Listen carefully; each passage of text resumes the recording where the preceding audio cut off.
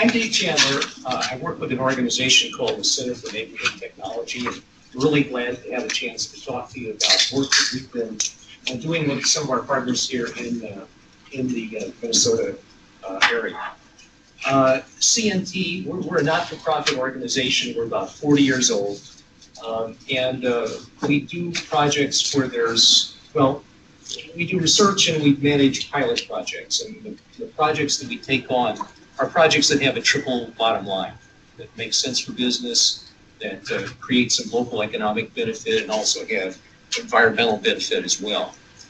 And through that framework, we've become interested, especially in the last 10 years, in a concept called cargo-oriented development, where we're looking at the development of logistics and manufacturing businesses at locations where they have advantage because of access to multiple modes of freight transportation, a workforce that can get there by public transportation, and often location in older industrial districts. And we've had quite a bit of success with that kind of project in the southern industrial suburbs of Chicago, and over the last couple of years, we've been talking to people in other regions about whether or not a cargo-oriented development framework works for them. And as we've been starting work in the Minneapolis-St. Paul area, we've gotten a lot of help from Libby Ogard, who some of you may know, seasoned professional managing in management positions in Class 1 and major truck lines. And Libby's done some great work here in Minnesota, including your Freight and Economic Development Plan back in 2012. What I'd like to talk to you today about in this work that we've been undertaking, first, look at the baseline in terms of the manufacturing and freight sectors in the region, to look at the geography of your industrial development, of your industrial sectors, which I think is really key, to looking at worker accessibility and environmental impacts, to talk about a workshop we had about this stuff in the summer, and what we're going forward. Just a few words about the manufacturing sector in Minneapolis-St. Paul region compared to the rest of the country. You're a powerhouse in terms of industrial activity. You're the 8th largest manufacturing district in the country. Only a few metropolitan areas have a larger production capacity than you do. More people as a percentage are employed in manufacturing in this region than in most. You have high wages for your manufacturing folks, among the highest in the country, and that's been retained through the recession. Your base of your manufacturing sector is very broad. You have high-tech manufacturing, especially in your medical products, for example, which also have a strong base in terms of traditional manufacturing. One area that we have seen some slowdown or some concern because you're not scoring quite as well compared to other regions as you are in most of these criteria is in the volume of your merchandise exports. Actually, the merchandise exports from this region between 2012 and 2014 declined somewhat. That was partly because of agricultural problems. There was a drought during that period that reduced your agricultural exports, but there was some slowdown in other sectors as well. One of the things that we want to think about in relationship to that, and it was alluded to also in an earlier presentation, is the sort of spread outness or diffusion of your industrial sectors, at least as it's been growing and changing in recent years. The map shows the industrial and manufacturing sectors that have been identified by the Met Council, places where the predominant activity in that area is manufacturing or other industrial activity. You might notice that those places are not very close to your intermodal freight terminals for the most part, and which are in the central cities, and with one exception, not very close to the airport as well, kind of spread out. One of the things that we think might be related to that is the extent to which the region is dependent on trucking as its main mode of freight transportation. Of course, everybody is dependent trucking as their main mode of freight transportation in this country. But we might expect in a region with this high level of manufacturing productivity to see more product moving out of the region through what's called, there are multiple modes, includes intermodal freight transportation, by which, of course, we mean those products that are moving into containers, moving part of the way by truck, but most of the way by rail. When products move that way, they are inherently more fuel efficient and less expensive to ship. And that's why intermodal freight transportation has been gaining in product share from just trucking alone nationally over the last 20 years, ever since that mode of transportation has been more or less perfected.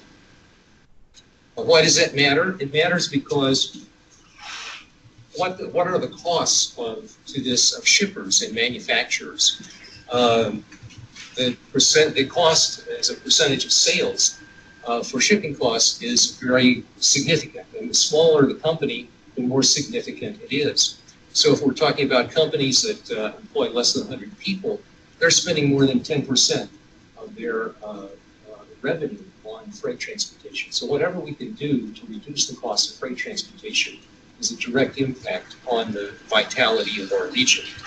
Going back again to the sort of diffuse map of the industrial sectors in the region, one of the reasons that matters is we overlay that with the areas where we have poverty in the region.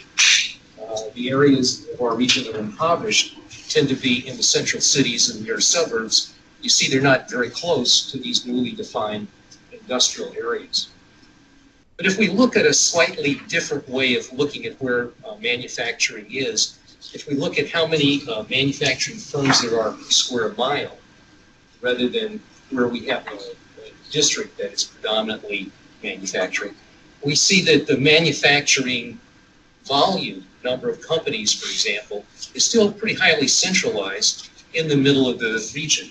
We have a lot of small manufacturing firms still in the Twin Cities and close in suburbs. The same kind of pattern we see when we look at manufacturing jobs, still somewhat centralized. And again, if we look at the overlay of areas that are impoverished with that, the jobs that are in the middle of town, in the middle of the cities and in the central counties are much closer to those communities. In fact, they overlap with them, and they're potentially connected with public transportation. Here you see like the total number of jobs in the manufacturing centers as defined are about the same as we find in the central cities. Well, again, why does that matter? Because if you're a low-income person, you're probably dependent on public transportation. More than half the people who ride public transportation in the city's area are people who earn less than $35,000 a year. So if you're looking to, if you're a low-income person, you need a job at an industrial plant, you probably need to get there by public transportation. And if the job is someplace where you don't have public transportation. So let's see, go back a little. So are we connected to workers by public transportation? Somewhat, by the most minimal standard of being within half a mile of some fixed route, usually a bus route. About 60% of all the manufacturing jobs in the region meet that minimum criteria. In the central counties, it's 83% meet that minimal criteria. But if we look at whether people can really get to the job, that is, get there within, if this job is located in a place that people can get there within half an hour on public transportation.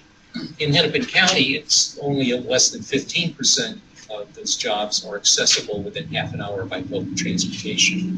Ramsey County, a little less than a third.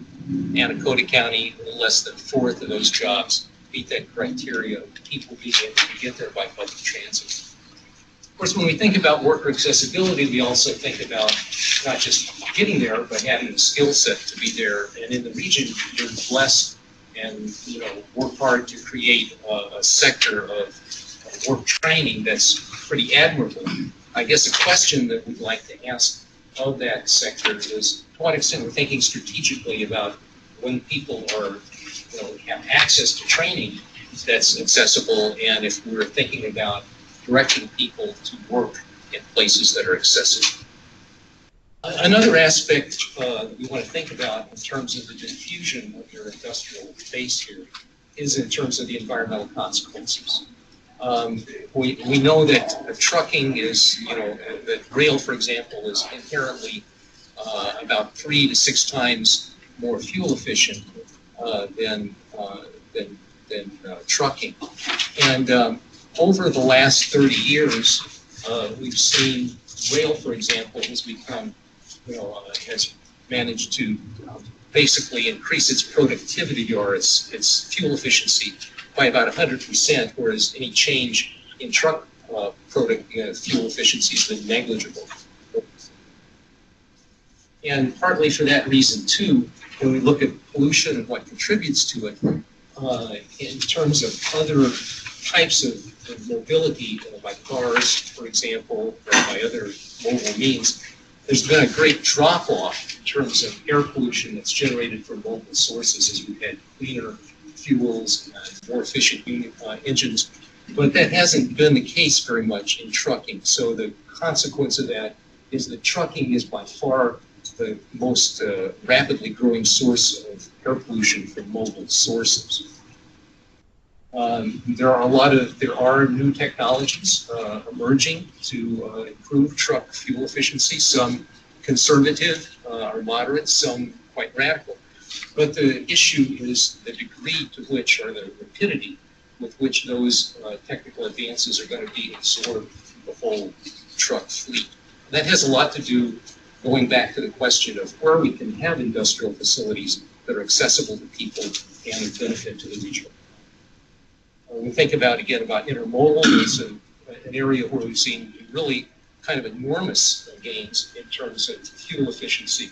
You can have intermodal terminals now with the right level of investment that are almost, they're virtually non-polluting in terms of their emissions. But again, it's a question of whether or not the investments made in the state-of-the-art technology to make that happen. We were talking about these kinds of things in the workshop that we had in the summer. We were very glad to have about 21 folks from 18 organizations in the region that participated in this day-long workshop during the summer. We talked about some of the issues that freight carriers are facing in terms of just the sheer capacity of the region to handle the freight volumes that are there. We were looking again at the intermodal capacity of the region, which Bruce Abbey can tell you is something that costs Minnesota shippers several $100s for every container that's moved out of here that might not be necessary for greater intermodal freight capacity in the region. We talked about some of the property that is threatened by rezoning, so that the property that's industrially zoned in some of the central cities and inner suburbs is being threatened by going away to other uses, limiting the opportunity for more infill industrial development. We talked about a couple of different ideas about what the development process is relative to freight transportation. In one view, it's so difficult to attract companies, new manufacturers to the region that we need to meet so many demands that maybe we shouldn't be thinking about putting them in a particular place. We should just be glad that we get them any way that we can.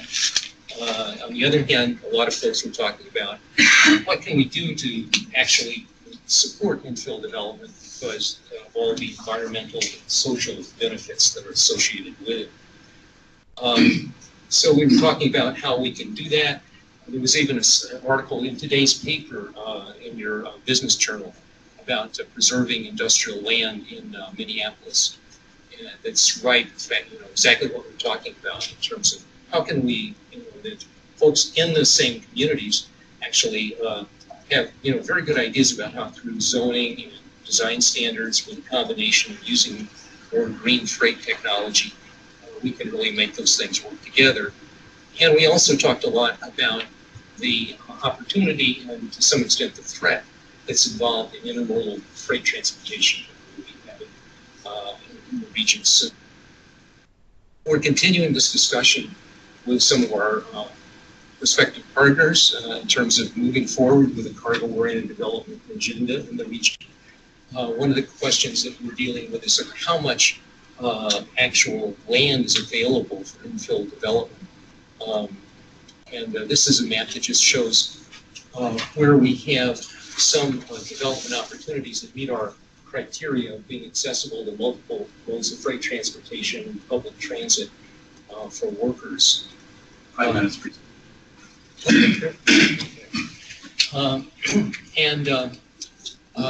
From a high up view, there seems to be that there could be quite a bit of land, something more than 6,000 acres within the central counties that meet those criteria. We're so that might not be, we will probably will go down from that estimate as we look at individual property sites more carefully. So what we're looking at and talking to people about going forward from the work that we've been doing over the last 10 months is that we'd like to see a combination of private freight carriers and industrial companies working with your regional planning agencies and your state agencies, kind of in four fronts to make cargo-oriented development more real. Expanding the scope of the infill development that is possible in the region, make it take place. Making more connections between industrial businesses and communities, people who need those jobs. Making this combination of industrial activity work in places that are close to residential population centers, and dealing with the issue of the intermodal freight terminal that will probably appear in the region within the next few years. Just to take a minute to talk about that, the good news is that you can build your intermodal freight capacity. Specifically, if you can have not only a terminal but a service that connects you to someplace besides Chicago and the Pacific Northwest, like the ocean ports to the Gulf or Southern California, you will have new options for shipping product out of this region, which would be a very good thing for your manufacturing sector.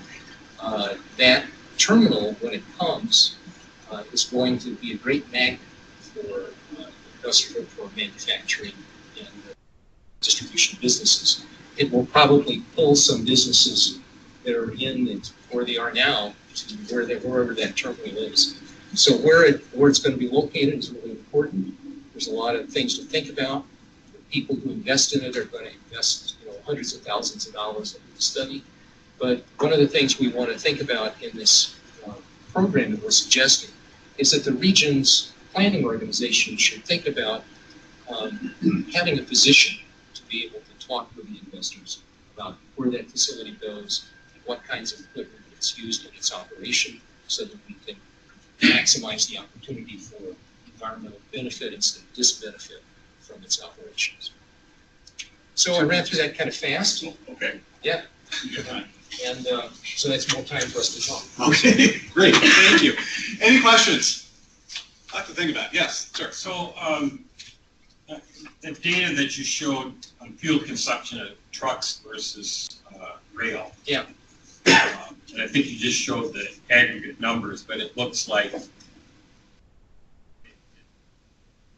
rail was basically reduced by about 50% from what it was, whereas trucks was about per freight, and it's a lot higher for trucks. But what's the cause of the big drop in rail? Is that because they're making better use, or they're making more use of the cars on the train, that sort of thing? And then what are the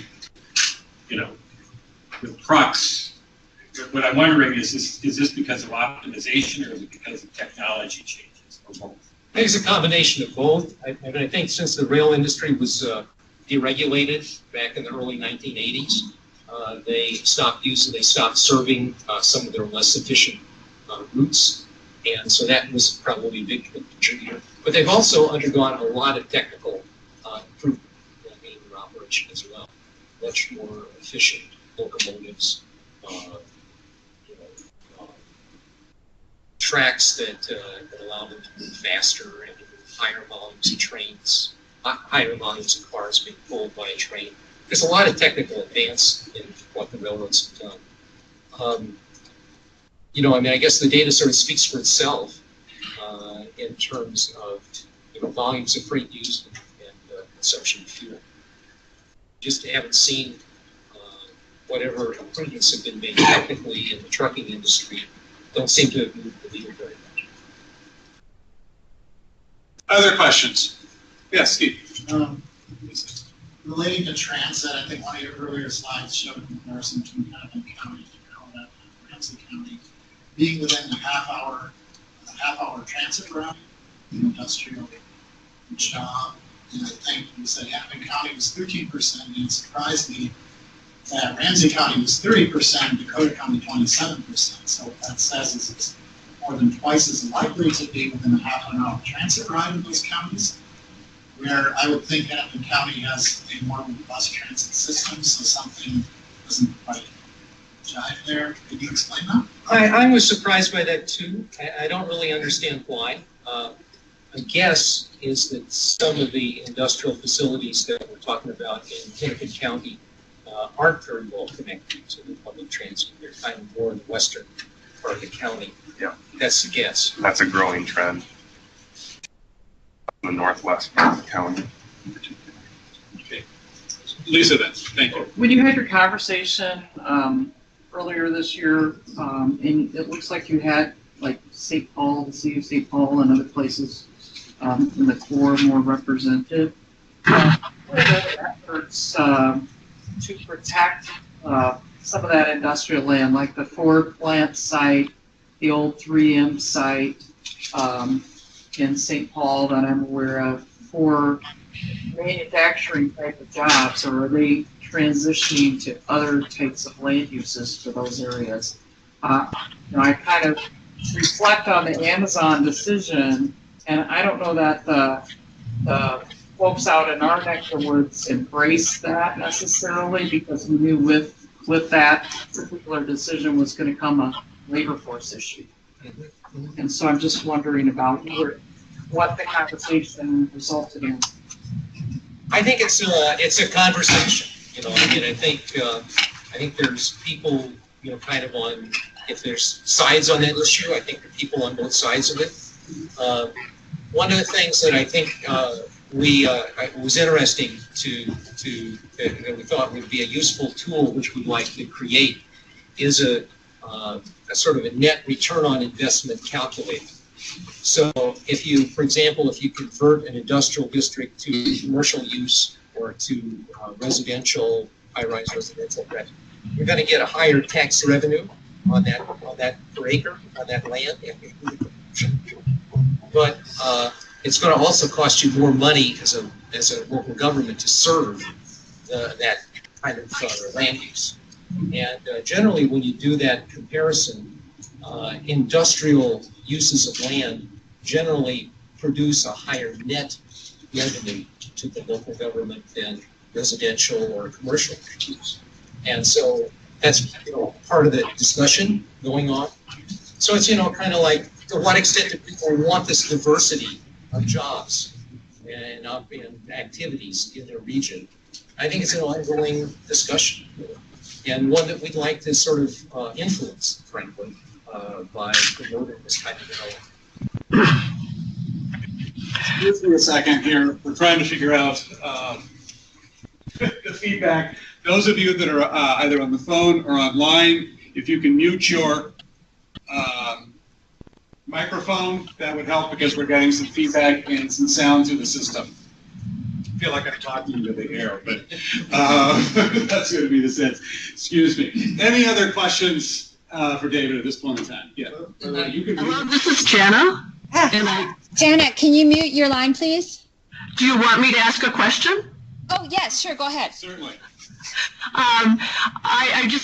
It was a comment back on the Hennepin County versus Ramsey County discussion, and I worked in some areas that touched on that, and I think the challenge in the Northwest Metro is you might have bus service there, and it might be within a half mile, but the ability of people to climb snowbanks and walk in streets adjacent to trucks doesn't work nearly as well as things work, particularly in St. Paul, where the Port Authority has been pretty thoughtful in how those developments go in and has better connections between transit, sidewalks, and industrial facilities. Thank you. I really agree with that. I don't know the pedestrian conditions in Hennepin County, but that's a very common cause of that kind of disparity that we're just documenting. Thank you. I had a couple of hands. Did you have a question? And then I know Mike did. I don't have a question. I just had a thought for Steve when you asked the question about the differences in areas on bus transportation to job manufacturing. I think you were talking about within a half hour. Actually, it was a half mile. Right. Was the differences between them? Well, we looked at two things. We looked at, is there a route within a half a mile? And then there's a different, comparison. Half an hour. Can people get there in half an hour? I think that was the kind of difference that the lady was just talking about over the phone. Yeah. Mike, did you had a question or a hand up earlier? Or was that just, okay? Yeah, it was just mainly if we have issues in the future with how you can just mute them up there. Okay, thank you. Any other questions for David? Anybody over the phone? All right, thank you very much for your time. Appreciate it.